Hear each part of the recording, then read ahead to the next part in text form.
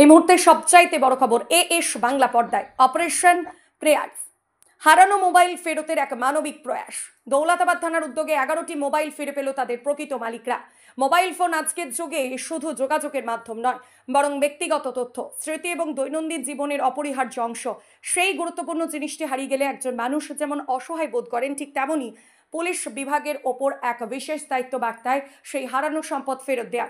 এই দায়িত্ববোধ থেকেই মুর্শিদাবাদ জেলার পুলিশের অধীনস্থ দৌলতাবাদ থানার পক্ষ থেকে গৃহীত হয়েছে একটি বিশেষ উদ্যোগ, অপারেশন প্রয়াস। এই উদ্যোগের মাধ্যমে হারিয়ে যাওয়া মোবাইল ফোনগুলি পুনরুদ্ধার করে সেগুলি ফেরত দেওয়া হচ্ছে তাদের প্রকৃত মালিকদের হাতে।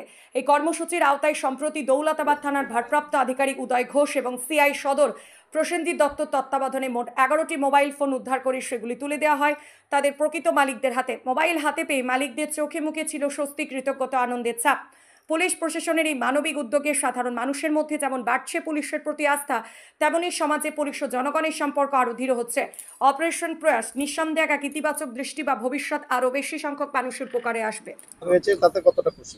আমার মোবাইলটা গত প্রায় 6 মাস হলো হারিয়ে গেছিল।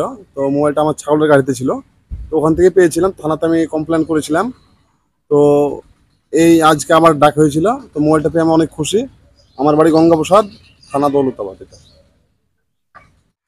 মোবাইল হারিয়ে গেছিল, আমি পেয়েছি দৌলতাবাদ থানায়। আমি খুব খুশি। কবে হারিয়েছিল? 4 মাস হয়েছিল। আপনার বাড়ি বাড়ি মদনপুর, নাম? ময়না বিবি। মোবাইল কবে হারিয়েছিল? মোবাইলটা আমার গত 9 মাস আগে হারিয়ে গেছিল।